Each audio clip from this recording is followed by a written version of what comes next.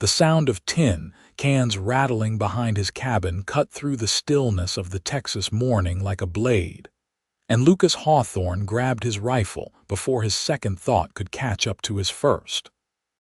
He had built his life in these mountains outside Brownsville, Texas, away from the chaos of civilization, away from the memories that haunted him from the war. The year was 1872, and for 3 years he had lived alone in this wilderness, trapping and hunting, speaking to no one but the occasional trader who passed through looking for pelts. His cabin sat nestled in the rocky hills where the desert began its slow climb toward more mountainous terrain, a full day's ride from town. Nobody came here. Nobody had reason to. The rattling came again, more desperate this time. Lucas moved to the back window, his weathered hand steady on the rifle despite the spike of adrenaline coursing through his veins. Through the warped glass, he could see a figure bent over his refuse pile, small and slight, dressed in rags that might have once been a dress. The morning sun caught on dark hair that hung in tangled waves down a narrow back. A woman. Out here.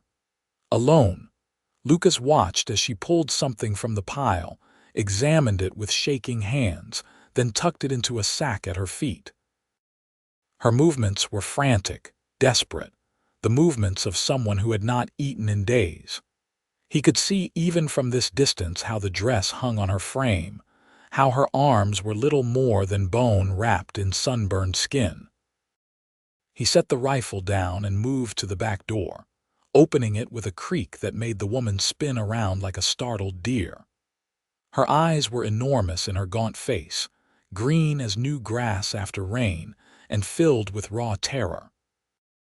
She grabbed her sack and stumbled backward, nearly falling over the refuse pile. "Please," she whispered, her voice cracking. "I was just leaving. I did not mean to trespass. I will go." Lucas held up both hands, showing he was unarmed. "Wait." But she was already running or trying to. Her legs gave out after 3 steps, and she crashed to her knees in the dust. The sack fell from her grip, spilling its contents. A bent spoon, a cracked ceramic cup, a scrap of cloth that might serve as a bandage. The pitiful treasures of someone with nothing. Lucas approached slowly, the way he would approach a wounded animal. "I am not going to hurt you." She looked up at him, and he saw the exact moment she decided he was telling the truth. The fight went out of her shoulders, replaced by a resignation that cut him deeper than fear would have. She knew she could not run. She was at his mercy, and they both knew it. "When did you last eat?" he asked. Her lips moved, but no sound came out. Then she tried again. 3 days, maybe 4. Lucas crouched down, bringing himself to her level. Up close, he could see the dirt ground into her skin, the cuts on her hands, the way her collarbones jutted out like shelves. "Can you stand?" "I think so." He helped her to her feet, feeling how light she was, how fragile. She could not weigh more than 90 pounds soaking wet. "What is your name?" "Clara. Clara Sullivan." "Lucas Hawthorne." "Come inside, Clara. Let me get you some food." She hesitated, suspicion warring with hunger in her expression. "Why would you help me?" "Because you need help," he said simply. "And because no woman should be out here alone, picking through garbage to survive." That seemed to break something in her. Her eyes filled with tears that she blinked away furiously, too proud to let them fall. "I have nothing to pay you with. Did I ask for payment?" She had no answer to that, so she let him guide her inside his cabin. It was a simple space, one large room with a sleeping area in the corner, a stone fireplace, a rough-hewn table and chairs he had built himself. Everything spoke to function over comfort, but it was clean and solid, built to withstand the harsh Texas weather. Lucas sat her at the table and moved to the fireplace, where he kept a pot of stew simmering over the low flames. He had made it yesterday, rabbit and wild onions and root vegetables he had foraged.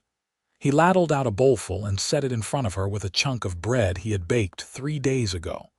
Clara stared at the food like it might disappear if she looked away. Her hands shook as she picked up the spoon. "Eat slowly," Lucas warned. "Your stomach will not handle too much at once." She nodded but immediately shoveled a huge spoonful into her mouth. He watched as she closed her eyes, tears finally escaping down her cheeks as she chewed. She swallowed, took another bite, then another. He had to physically take the bowl away when she had eaten half. "I know you are still hungry, but trust me. Give it an hour, then you can have more." "I am sorry," she whispered. "I know I am acting like an animal." Lucas sat down across from her, his massive frame making the chair creak beneath him. At 6'3" and 230 pounds of solid muscle earned from years of hard labor, he was used to making furniture protest. His dark blonde hair hung past his shoulders, tied back with a strip of leather, and his beard was neatly trimmed despite his isolated lifestyle. He had been told once, a lifetime ago, that he had kind eyes. He hoped that was still true. "You are acting like someone who has been through hell," he said. "How did you end up out here?" Clara looked down at her hands, picking at a scab on her thumb. "It is a long story." "I have time." She glanced around the cabin as if looking for escape routes, then seemed to deflate. "I was married to a man named Robert Sullivan. We had a small farm outside Brownsville. He was a good man, or I thought he was." Her voice dropped to a whisper. "He died 6 months ago, kicked by a horse. I am sorry. Do not be. I found out after he died that the farm was not ours. He had been lying to me for 2 years. We were squatting on someone else's land. The real owner showed up 3 weeks after the funeral and threw me out. I had nowhere to go, no family, no money. Everything I owned they took." Lucas felt anger kindle in his chest. "They could not have given you time to find work," Clara laughed, a bitter sound. "I am a woman alone in Texas. What work exists for me? I tried to find respectable employment in town, but no one would hire me without references, and everyone who knew my husband was too ashamed to vouch for me after the truth came out. I ended up doing laundry for pennies, sleeping in an alley behind the general store. Then even that work dried up when other women started complaining that I was making their husbands uncomfortable."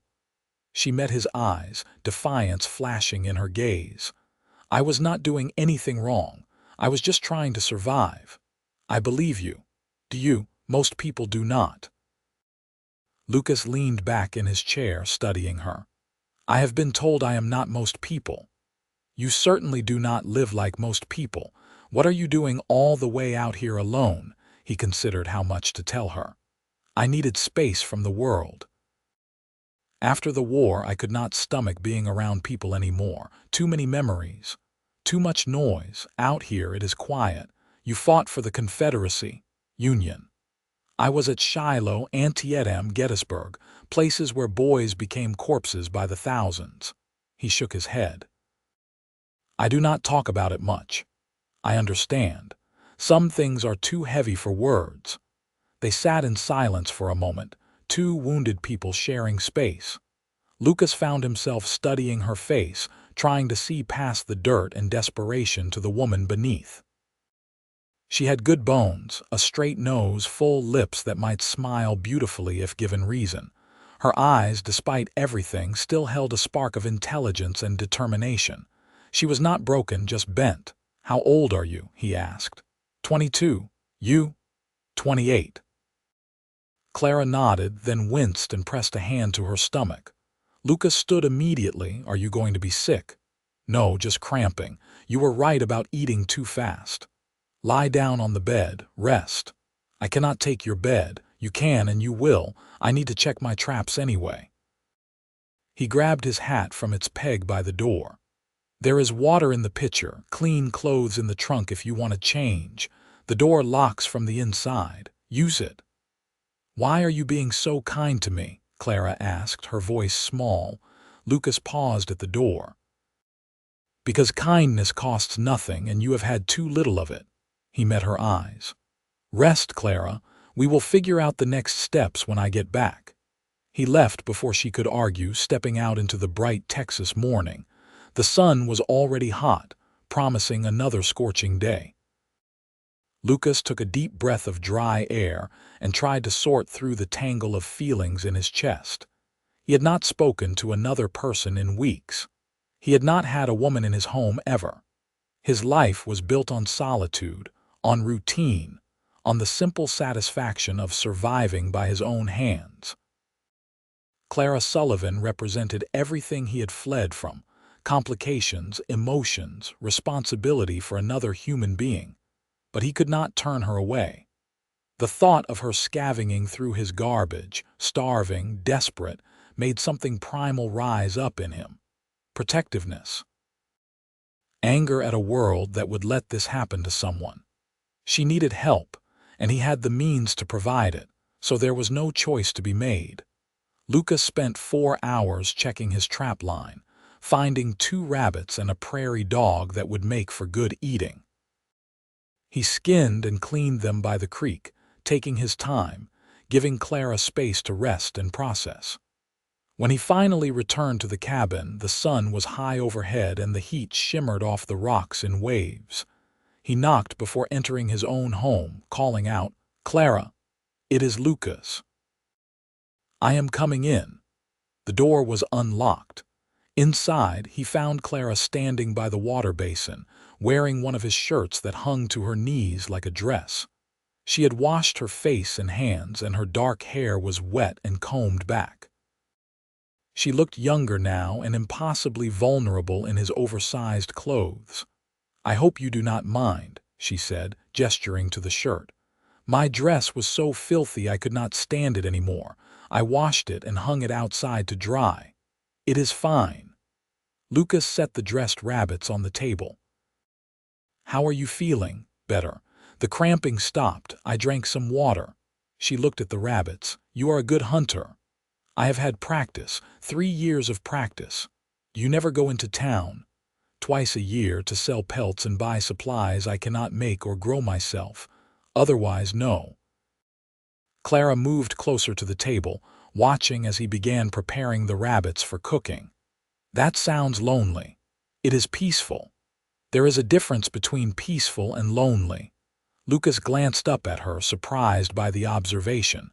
"Maybe, but lonely is better than what I left behind." "What did you leave behind?" He was quiet for a long moment, his hands working automatically to portion the meat. "Expectations. My family had plans for me, a shop in town, a respectable marriage, a normal life, but I could not do it. After the war, I could not pretend to be normal.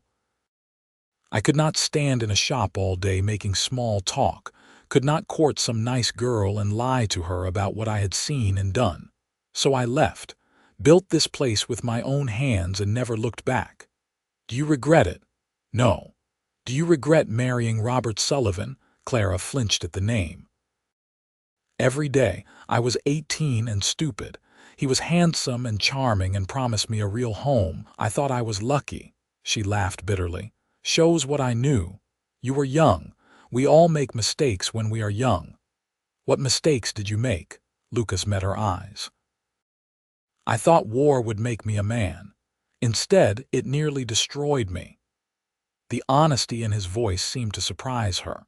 She studied him for a moment, really looked at him, taking in the scars on his forearms, the way he moved with careful control, the quiet intensity in his blue-gray eyes. "You are not what I expected," she said softly. "What did you expect?" "I do not know. Someone rougher, meaner. Most mountain men I have heard about are half wild. I am probably half wild too. You just caught me on a good day." That earned him a small smile, the first he had seen from her. It transformed her face, made her look her age instead of decades older. Lucas finished preparing the meat and set it to cook in the fireplace, adding herbs and the last of his stored potatoes. While it cooked, he showed Clara around the small cabin, pointing out where he kept supplies, how he filtered water from the creek, the garden plot outside where he grew vegetables in the brief seasons that allowed it. "You are completely self-sufficient," Clara observed, a note of admiration in her voice. "I try to be. Keeps me from depending on anyone else." "Is that important to you? Not depending on anyone?" Lucas considered the question. "After the war, I could not trust the world anymore. Trusting myself seemed safer." "I understand that feeling." They ate dinner as the sun began to set, painting the Texas sky in shades of orange and red. Clara ate more slowly this time, savoring each bite. Lucas watched her color improve, watched some of the hollowness leave her cheeks. She was still painfully thin, but she was coming back to life before his eyes. "What happens now?" Clara asked, setting down her spoon. "I cannot stay here forever. You made it clear you value your solitude." Lucas had been thinking about this all day. "You can stay as long as you need to. Until you get your strength back, figure out what you want to do next. That could take weeks. Then it takes weeks. I cannot ask you to do that." "You are not asking, I am offering." Clara shook her head. "You do not understand. If people find out a woman is living with you, unmarried, they will talk. Your reputation will be ruined." "My reputation in town is already that I am a crazy hermit. I do not care what people think." "But I care," Clara said fiercely. "I have already lost everything once because of gossip and judgment. I will not do that to you." Lucas leaned forward, his massive hands clasped on the table. "Then we tell anyone who asks that you are my cousin, visiting from back east. There is no reason anyone would doubt it. You would lie for me. I would protect you. That is different." Clara's eyes filled with tears again, and this time she let them fall. "I do not understand why you are being so kind to me. I am nobody. Nothing. A woman who was stupid enough to trust the wrong man and lost everything." "You are not nothing," Lucas said, his voice firm. "You are a woman who has been dealt a bad hand and is trying to survive. There is no shame in that." He reached across the table and covered her hand with his. Her fingers were so small compared to his delicate bird bones against his work-roughened palm. "Stay, Clara. Get well. Then decide what you want to do with your life, but do it from a place of strength, not desperation." She looked at their joined hands, then up at his face. "Okay," she whispered. "Okay, but I will not be a burden. I will help however I can. Cooking, cleaning, mending. I can do laundry like nobody's business. We will figure it out together." That night, Lucas made a bed for himself on the floor near the fireplace while Clara took the bed. He lay awake for a long time, listening to her breathing, wondering what he had gotten himself into. His peaceful, solitary life had just become infinitely more complicated. But when he finally drifted off to sleep, he realized he did not mind nearly as much as he should have. The next weeks fell into a rhythm that surprised them both with its ease. Clara proved to be an excellent cook, transforming his simple ingredients into meals that actually had flavor. She mended his clothes, organized his supplies, and slowly began tending the garden with a care that showed she had done this work before. In return, Lucas taught her to shoot, to track game, to read the weather in the sky and the animals' behavior. They talked during the long evenings, sharing stories of their pasts, their dreams, their disappointments. Lucas found himself opening up in ways he had not since before the war. There was something about Clara's quiet strength that made him feel safe, made him believe that his darkness would not frighten her away. For her part, Clara bloomed under his care. She gained weight, her skin cleared, her eyes brightened. She laughed more, smiled often. Lucas caught himself watching her sometimes, admiring the way she moved around his cabin like she belonged there, the way she hummed while she worked, the way she would touch his arm when she wanted his attention. It was that last thing that undid him. The casual touches that grew more frequent as she grew more comfortable. a hand on his shoulder when she passed behind him, her fingers brushing his as she handed him a cup of coffee, the way she would lean against him slightly when they sat on the porch watching the sunset. Lucas knew he was falling for her. He fought it at first, told himself it was just proximity, just loneliness, just the natural result of two people living in close quarters. But he could not deny the way his heart raced when she smiled at him, the way he looked forward to coming home from his trap line because she would be waiting, the way every inch of his body was aware of her presence. He had no right to feel this way. She was vulnerable, dependent on him, still healing from her husband's betrayal. Any advance he made would be taking advantage of her situation. So he kept his feelings locked down tight, maintained a respectful distance, and tried to ignore the growing ache in his chest. Clara, for her part, was going through her own internal struggle. She had promised herself after Robert's death that she would never depend on a man again, never trust her heart to someone who could hurt her. But Lucas was not like Robert. He was not like any man she had ever known. He was quiet where Robert had been loud, steady where Robert had been unpredictable. Lucas never made promises he could not keep, never spoke in empty flattery. When he said something, he meant it. When he looked at her, really looked at her, she felt seen in a way she never had before. And God, he was beautiful. She had not let herself notice at first, too focused on survival. But now, watching him work, watching the muscles in his back ripple as he chopped wood, watching the careful way he moved his large hands when working on delicate tasks, she could not help but notice. He was all masculine strength, wrapped around a surprisingly gentle core. She caught herself staring at him sometimes. At the way his hair fell forward when he leaned over his work, at the scars on his arms that spoke of a violent past he had survived. At his hands, so large and rough but so careful when they touched her, guiding her aim when teaching her to shoot, steadying her elbow when she stumbled. Clara wanted those hands to touch her differently. She wanted them to pull her close, to hold her, to make her feel safe and desired all at once. But she could not ask for that. He had given her so much already. She would not burden him with her growing feelings, would not put him in the impossible position of having to reject her or accept her out of pity.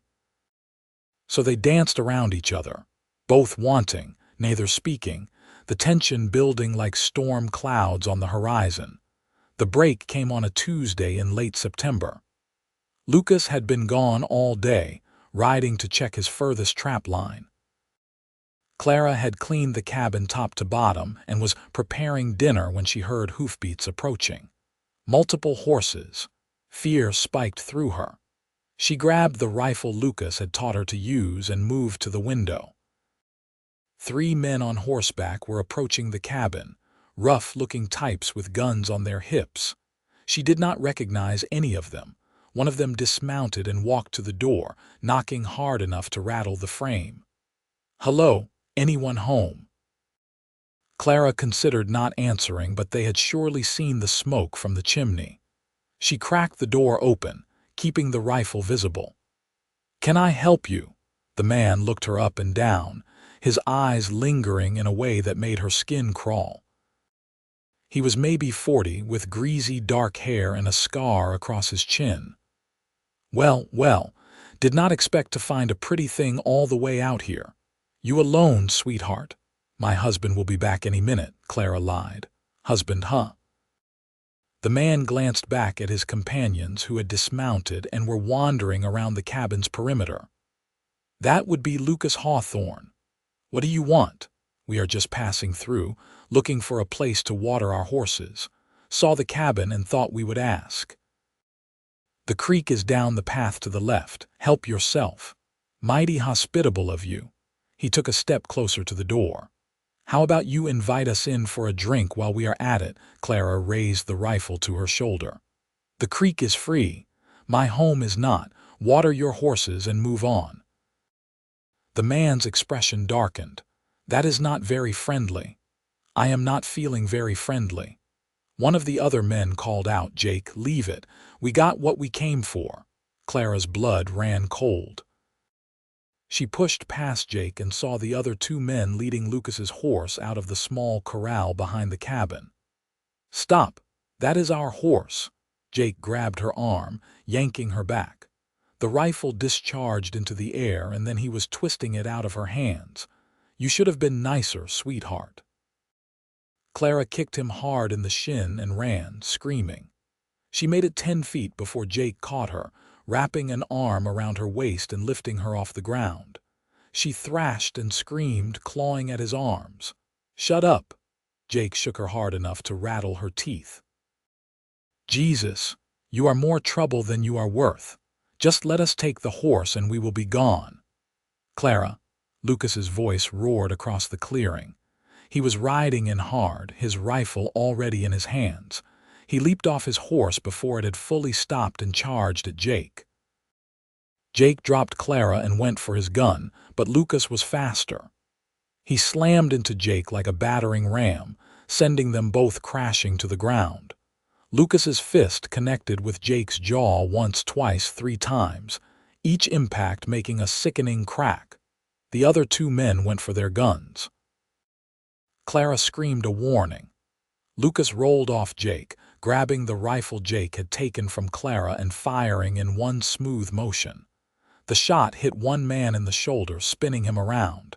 The other raised his hands immediately. Do not shoot. We are leaving. Lucas stood, his chest heaving, blood on his knuckles. He kept the rifle trained on the standing man. Get your friend and get out. Take Jake too. If I ever see any of you near my home again, I will kill you. Understand? The man nodded frantically. He helped his injured companion onto a horse, then dragged the barely conscious Jake into a saddle. They rode off fast, leaving dust and fear in their wake. As soon as they were gone, Lucas dropped the rifle and turned to Clara. Are you hurt?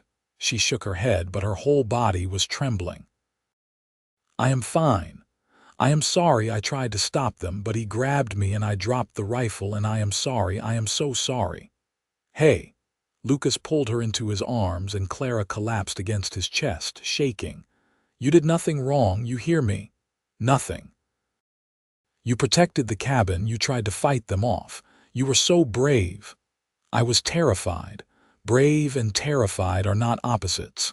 He held her tighter, one large hand cradling the back of her head. I should not have left you alone. If something had happened to you because of my carelessness, I would never have forgiven myself. Clara pulled back enough to look up at him.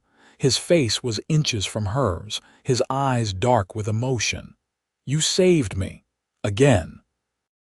I will always save you, Lucas said, the words coming out rough and fierce.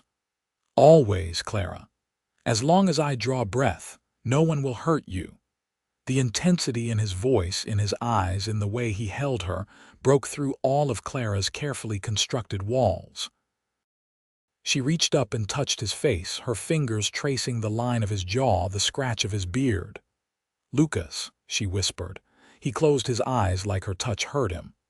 Clara, do not what? Do not look at me like that unless you mean it. I am only a man. I can only resist so much. What if I mean it? His eyes opened, searching her face. You are vulnerable right now, scared.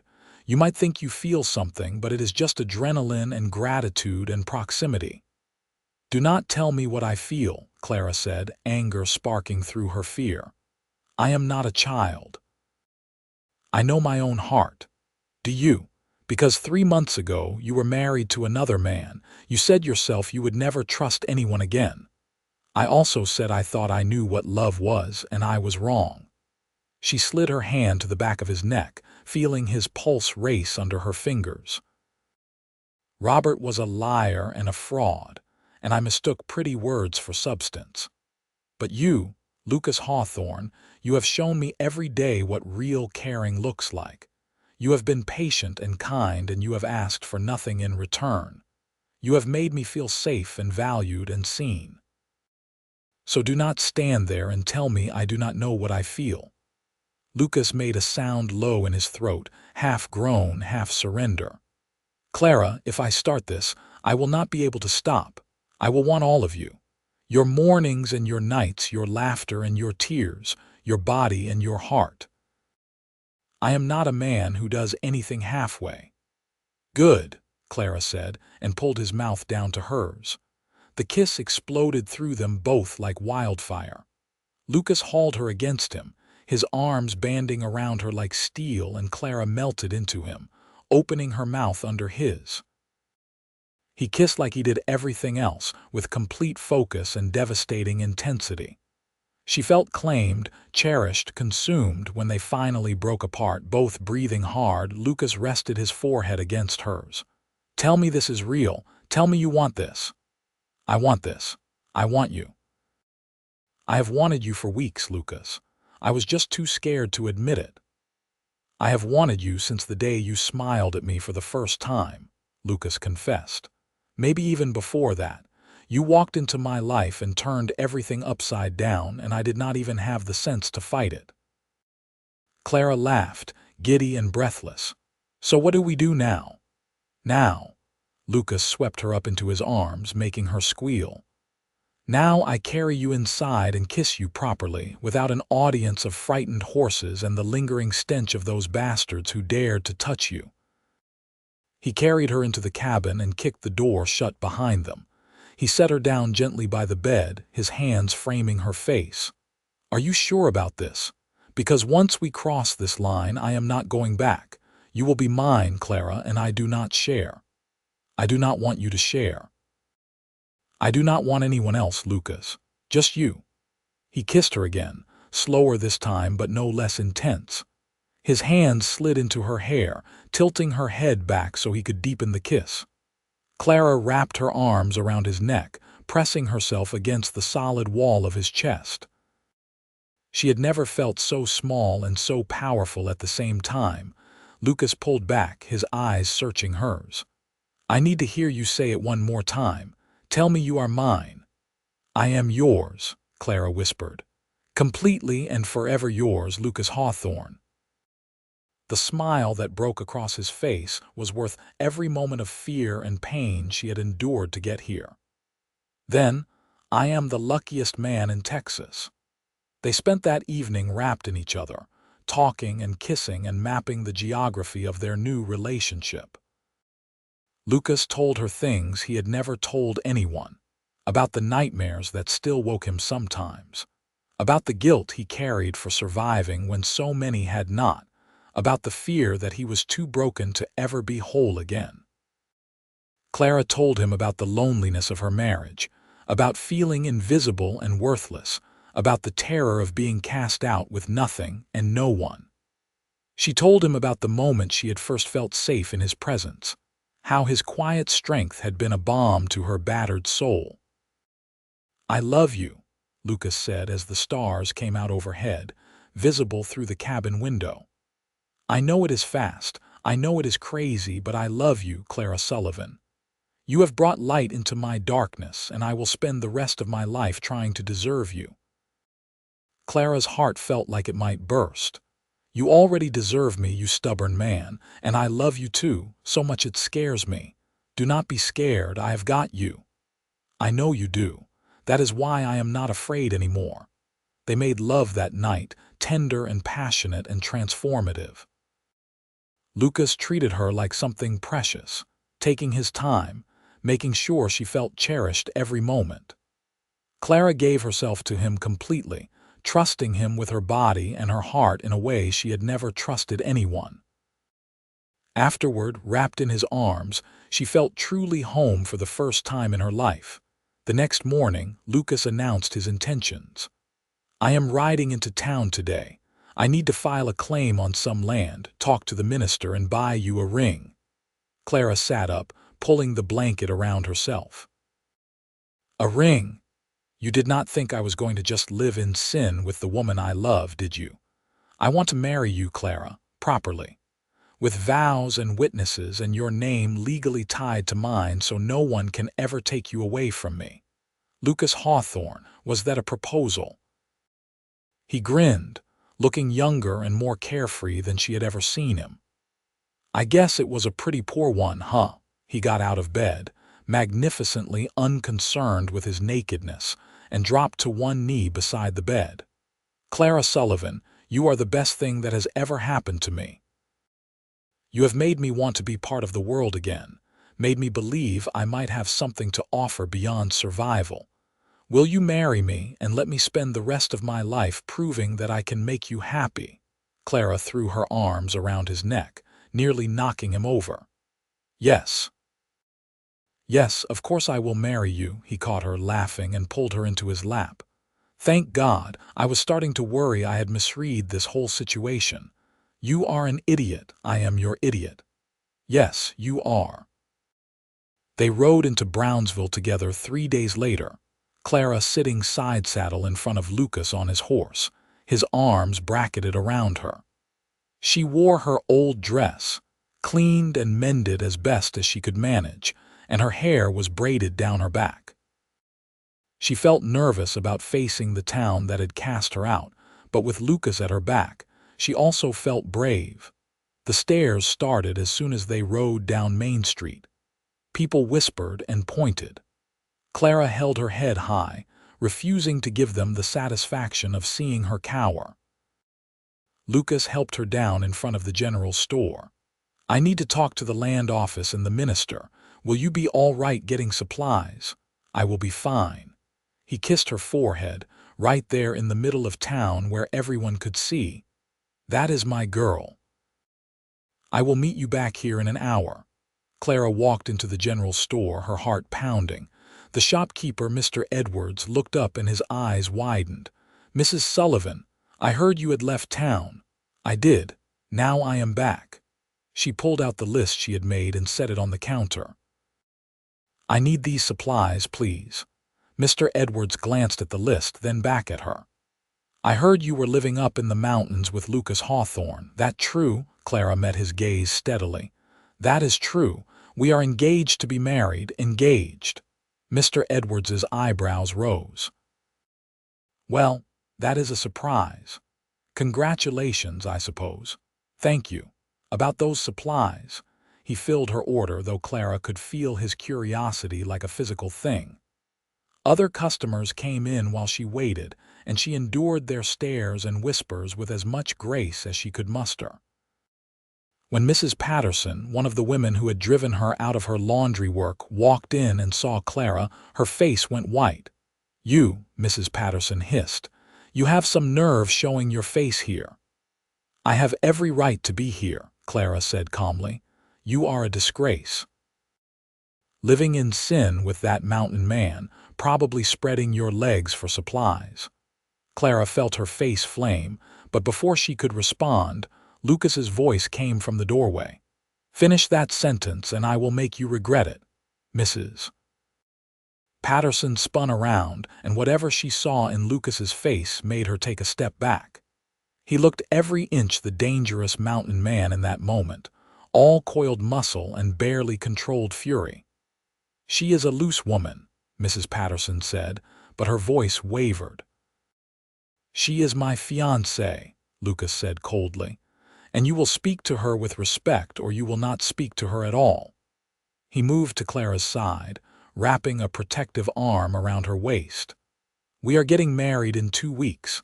The whole town is invited to the ceremony, but attendance is optional. Respect for my wife, however, is not. He said wife with such finality that several people in the store gasped.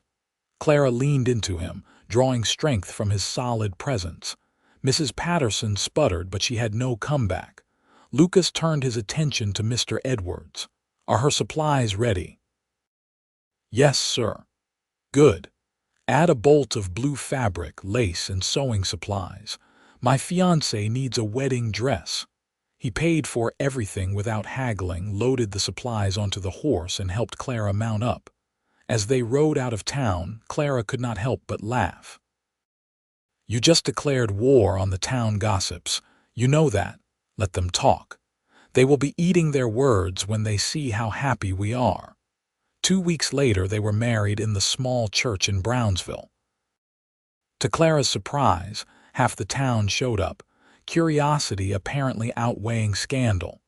She wore a dress she had sewn herself from the blue fabric Lucas had bought, simple but beautiful. Lucas wore new clothes and had trimmed his beard, looking almost civilized. The ceremony was short and sweet.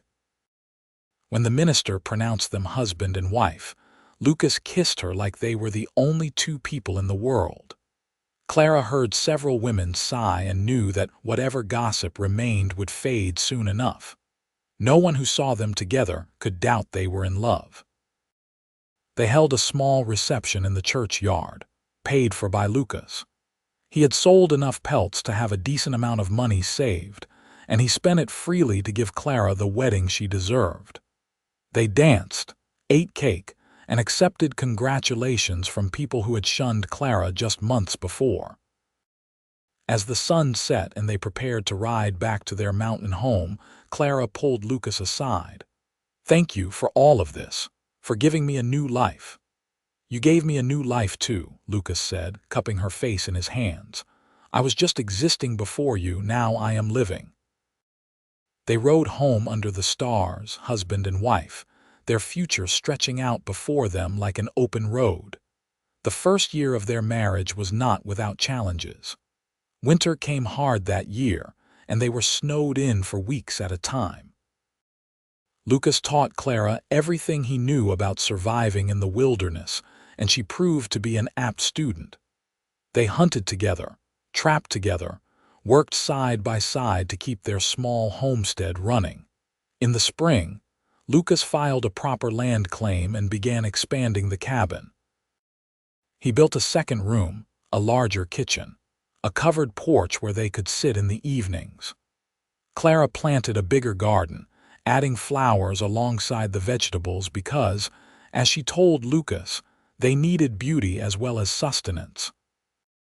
Their nearest neighbors were the Mitchells, a family with a small ranch about 5 miles away. Clara became friends with Rebecca Mitchell, a cheerful woman with 4 children who was thrilled to have another woman within visiting distance. Through Rebecca, Clara was slowly reintegrated into the community, this time as Mrs. Hawthorne, a respectable married woman. Lucas never quite lost his preference for solitude, but he learned to tolerate social occasions for Clara's sake. And Clara, who had once craved the bustle of town, found she preferred the quiet of the mountains, especially when that quiet was shared with Lucas. A year and a half after their wedding, Clara discovered she was pregnant. She told Lucas one evening after dinner, watching his face carefully for his reaction. He went very still. "Pregnant, you are sure?" "As sure as I can be. Rebecca helped me confirm it. I am about 3 months along." Lucas stood up slowly, crossed to her, and dropped to his knees in front of her chair. He pressed his face against her stomach, his arms wrapping around her waist. "A baby, we are having a baby." "Are you happy about it?" Clara asked, running her fingers through his hair. "Happy." He looked up at her, and there were tears in his eyes. "Clara, I never thought I would have this. A wife, a family, a real home. I thought I was too damaged, too broken, but you gave me all of it." He pressed a kiss to her stomach. "We are going to have a baby. Of course I am happy." Clara blinked back her own tears. "I am scared. What if I am a terrible mother? What if something goes wrong? You will be an amazing mother. And nothing is going to go wrong. I will make sure of it." Lucas became impossibly protective during her pregnancy. He barely let her lift anything heavier than a teacup, took over all the heavy chores, and insisted she rest constantly. Clara found it endearing and infuriating in equal measure. "I am pregnant, not made of glass," she protested when he tried to stop her from hanging laundry. "I do not care. Our baby is precious cargo, and I am not taking any chances." Their son was born on a cold December morning, delivered by Rebecca Mitchell with Lucas gripping Clara's hand through the whole ordeal. When the baby finally arrived, squalling and red-faced and perfect, Lucas cried openly. "A son," he whispered, holding the tiny bundle with infinite care. "We have a son, Clara." They named him Matthew after Lucas's father who had died during the war. Matthew Robert Hawthorne, healthy and loud and absolutely adored by both his parents. Fatherhood transformed Lucas in ways Clara had not expected. The man who had lived alone for years, who claimed to prefer solitude, became the most devoted father she had ever seen. He would walk the floor with Matthew for hours when the baby was fussy, would sing to him in a low rumble that never failed to soothe, would stare at his son with an expression of wonder that made Clara fall in love with him all over again. "I cannot believe we made this," Lucas said one night, watching Matthew sleep in the cradle he had built. "He is so perfect." "He is perfect because he is ours," Clara said, leaning against her husband. "I want to give him everything. A good life, a safe home, opportunities I never had." "You will. We will. Together." 2 years later, their daughter Emma was born, named after Clara's mother. Where Matthew was loud and boisterous, Emma was quiet and observant, watching the world with serious gray eyes so like her father's. Lucas doted on her shamelessly, this tiny girl who had him wrapped around her finger from the moment she was born. "You are going to spoil her," Clara warned, watching Lucas carve a wooden doll for Emma's second birthday. "That is my right as her father. She deserves to be spoiled." "You said the same thing about Matthew." "I was right then too," Clara laughed, shaking her head. "You are impossible. You love me anyway." "I do. God help me, I do." Life settled into a rhythm that was sometimes chaotic but always full of love. Lucas continued to trap and hunt, but he also began doing carpentry work for neighboring ranches, building barns and fences and furniture. His craftsmanship was exceptional, and word spread. Soon he had more work than he could handle. Clara helped manage the business side, keeping books and negotiating prices. Together, they built something neither had dared dream of, a prosperous, happy life. Their children grew. Matthew became a strong, adventurous boy who followed his father everywhere, learning to track and hunt and survive in the wilderness. Emma was quieter but no less capable, with a gift for growing things. The garden flourished under her care, producing more vegetables than the family could use. Clara taught her to preserve and pickle, skills that would serve her well. When Matthew was 8 and Emma was 6, Clara discovered she was pregnant again. This pregnancy was harder than the first two, leaving her exhausted and ill. Lucas hovered, terrified something would go wrong. "I am fine," Clara kept insisting. "Women have been having babies since the beginning of time. Not my wife. My wife is special and I refuse to lose her." Their second son, Daniel, was born healthy but small. He had Clara's green eyes and Lucas's stubborn chin, and he screamed loud enough to wake the dead. Lucas paced with him for hours that first night, his big hands cradling the tiny body, whispering promises. "I will protect you. I will teach you everything I know. I will make sure you grow up safe and loved and knowing your worth. You are a Hawthorne, son. That means something in this family." Clara watched from the bed, her heart so full it ached. This life, this family, this impossible beautiful gift she had been given, all because a kind mountain man had found her scavenging behind his house and chosen to help instead of turn away. Years passed in a blur of seasons and milestones. Matthew grew tall and strong, nearly matching his father's height by age 15.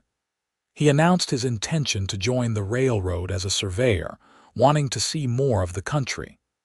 Lucas struggled with letting him go but ultimately gave his blessing.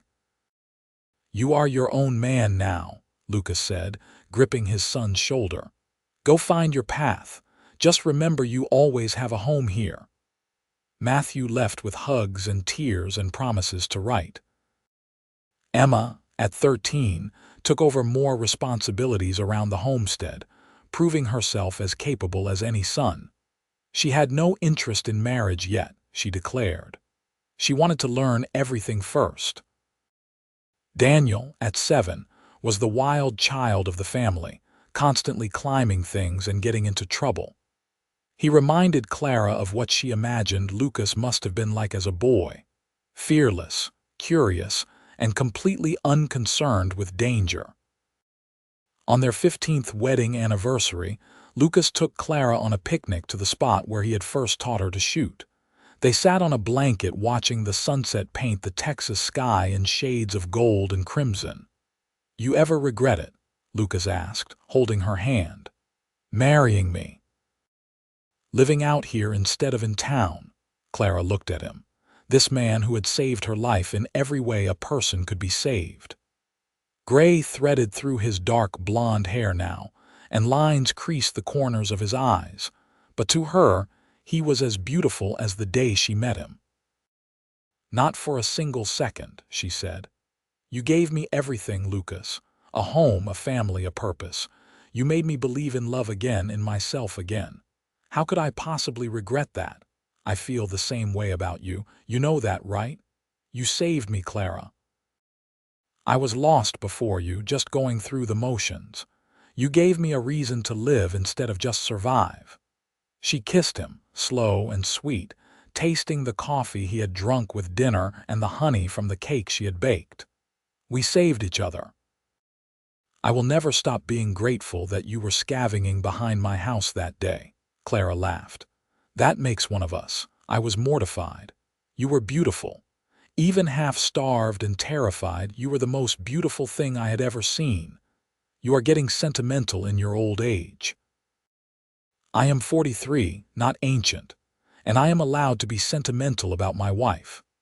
They made love under the stars that night, tender and familiar and still full of passion after 15 years. Afterward, wrapped in a blanket with Lucas's arms around her, Clara counted her blessings.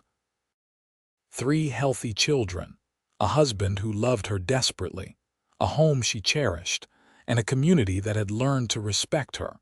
She had started with nothing, less than nothing, and built an entire life.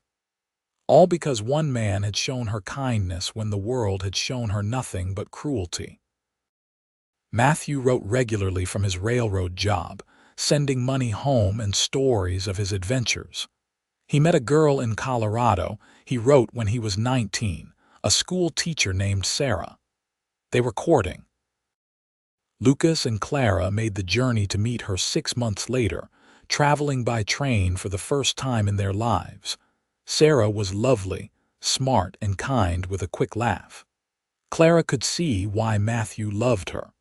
They were married the following spring in a small ceremony in Colorado Springs. Lucas walked his son's bride down the aisle since her own father had passed, and Clara cried through the entire service. "Our baby is married," she whispered to Lucas.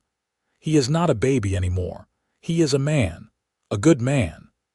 Emma, at 17, announced she wanted to go to a teaching college. Lucas balked at first, worried about his daughter being so far from home, but Clara talked him around. "She needs to follow her dreams just like Matthew did. We raised her to be independent and capable. We have to trust that." Lucas agreed reluctantly, and Emma left for San Antonio that fall. She wrote home weekly, full of excitement about her studies and her new friends. Clara pinned each letter to the wall, a chronicle of her daughter's journey. Daniel, now 11, declared he wanted to be a mountain man like his father. Lucas laughed and promised to teach him everything he knew. The homestead continued to prosper. Lucas had built a reputation as the best carpenter in the region, and work poured in.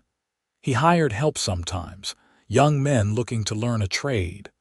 Clara kept the books and managed the household, her days full and satisfying. On their 20th anniversary, their children conspired to surprise them. Matthew and Sarah traveled down from Colorado. Emma came home from teaching school in a nearby town where she had taken a job after graduation, and Daniel orchestrated a party with help from the Mitchells and other neighbors. The cabin was packed with people, laughter, and love. Lucas stood at the center of it all, looking slightly overwhelmed but deeply happy. Clara watched him interact with their children, their neighbors, their friends, and marveled at the journey they had taken. The solitary mountain man who had wanted nothing to do with the world had become the heart of a community. The desperate woman scavenging for survival had become a respected matriarch. Together, they had built something neither could have achieved alone. That night, after everyone had left and the children were asleep in their old rooms, Lucas and Clara sat on the porch watching the stars. 20 years, Lucas said, shaking his head. It feels like yesterday and a lifetime ago all at once. I know what you mean. Sometimes I still dream I am back in that alley in town, cold and hungry and scared. Then I wake up next to you and remember how far I have come. We have come, Lucas corrected. You were not the only one who was lost. Clara leaned her head on his shoulder. What do you think the next 20 years will bring? Grandchildren, if we are lucky. More gray hair, definitely. Maybe a slower pace, though knowing you, probably not. I want to grow old with you, Lucas Hawthorne. I want to sit on this porch when we are ancient and gray and watch our grandchildren play in the yard. I want to know every line on your face and every story that put it there. Lucas turned to her, his eyes reflecting starlight. That is the best future I can imagine. You and me together until the end. Together until the end, Clara echoed. They got their wish. Matthew and Sarah had 3 children, 2 boys and a girl. Emma married a fellow teacher when she was 24, a gentle man named Thomas who adored her. They had twin daughters who were the light of Lucas's life. Daniel, true to his word, became a trapper and guide, but he built his cabin only 2 miles from his parents' home, close enough to visit often. Lucas and Clara watched their family grow, their legacy expanding beyond anything they had imagined. They helped raise grandchildren, taught them the same skills they had taught their own children, passed on stories and values and love. As they aged, their love only deepened. Lucas's hands grew gnarled with arthritis, but they never lost their gentleness when they touched Clara. Clara's hair turned completely white, but Lucas still told her she was the most beautiful woman he had ever seen. When Lucas was 68, he had a fall while working on a neighbor's barn. He broke his leg and cracked 2 ribs, injuries that would have been manageable in a younger man but were serious at his age. Clara nursed him back to health with fierce determination, refusing to let him give up when infection set in and fever raged. You do not get to leave me yet, she told him, bathing his forehead with cool water. We have years left, Lucas Hawthorne. I'm not done with you. He recovered, though he never quite regained his full strength. He stopped taking carpentry jobs and focused on the homestead, working at a slower pace but still working. He could not sit idle, he told Clara. He would rust out if he stopped moving. On their 50th wedding anniversary, the whole family gathered. Children, grandchildren, even a few great-grandchildren who toddled around getting into everything. They held a celebration that lasted 3 days, with food and music and stories that went long into the night. Lucas stood to make a toast, leaning heavily on a cane but standing nonetheless. 50 years ago, I married the woman who saved my life. I thought I was rescuing her, but really she was rescuing me. Clara, you have given me everything worth having. You have made every day an adventure, every challenge bearable, every joy multiplied. I love you more today than I did 50 years ago, and that is saying something because I loved you pretty desperately even then. Clara stood and kissed him, ignoring the cheers and whistles from their family. I love you too, you stubborn mountain man. Thank you for opening your door and your heart to me all those years ago. Thank you for every day since. They danced that night, slowly swaying to music played by their grandchildren. Clara rested her head on Lucas's chest, listening to the steady beat of his heart, the heart that had beat for her for 50 years. "What are you thinking?" Lucas asked. "That I am the luckiest woman alive. That I would not change a single moment of our life together, even the hard parts. That I love you beyond measure. Those are good thoughts. What are you thinking?" Lucas was quiet for a moment, just holding her close. "I am thinking about a half-starved woman scavenging behind my house. I am thinking how close I came to just yelling at her to leave. I am thinking how grateful I am that I opened that door, that I saw her for who she really was, that I took a chance on love when I thought I was too broken for it." "We were both broken," Clara said softly, "but we healed each other. We did. And we built something beautiful.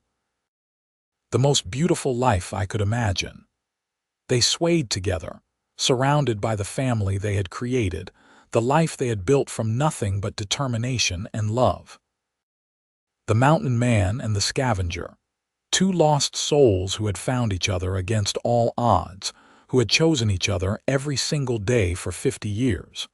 Lucas died peacefully in his sleep at 73, Clara at his side. She held his hand as he slipped away, whispering that she would follow soon, that this was not goodbye but simply see you later. True to her word, Clara passed just 3 months later, as if her heart could not bear to beat without Lucas's to guide it. They were buried side by side on the hill overlooking their homestead, the place where Lucas had first taught Clara to shoot, where they had celebrated their 15th anniversary, where they had watched countless sunsets together. Their headstone was simple: Lucas and Clara Hawthorne, beloved parents and grandparents, together forever. Their children and grandchildren kept the homestead running, preserving it as a testament to the love that had built it. The story of how they met, how a mountain man had found a desperate woman and opened his heart to her, was passed down through generations, a reminder that kindness and love can transform everything. Matthew told his grandchildren about the father who had taught him strength and honor.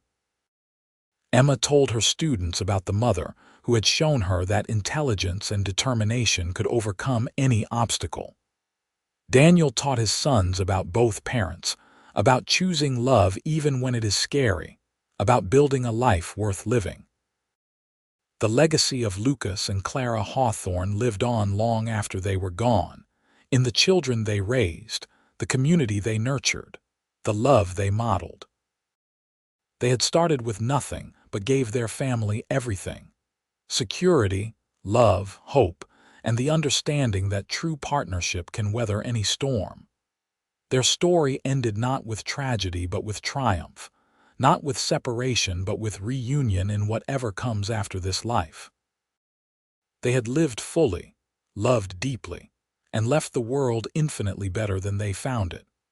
What more could anyone ask from a life? In the end, it all came back to that moment behind the cabin, when a desperate woman scavenged for survival, and a lonely man chose compassion over indifference. That single choice, that moment of kindness, had rippled out across decades and generations, proving that love, when given freely and nurtured carefully, can create miracles. Lucas and Clara Hawthorne had found each other in the wilderness, two broken people who became whole together. They had built a family, a legacy, and a love story that would inspire their descendants for generations to come. And if love truly is eternal, then somewhere beyond the veil, they were together still, whole and young and perfectly in love, watching over the family they had created and smiling at the beautiful chaos of life continuing without them. Their story was complete, their love immortalized, their legacy secure. The mountain man and the woman he found gathering scraps had indeed lived happily ever after, proving that sometimes the most unlikely beginnings lead to the most extraordinary endings.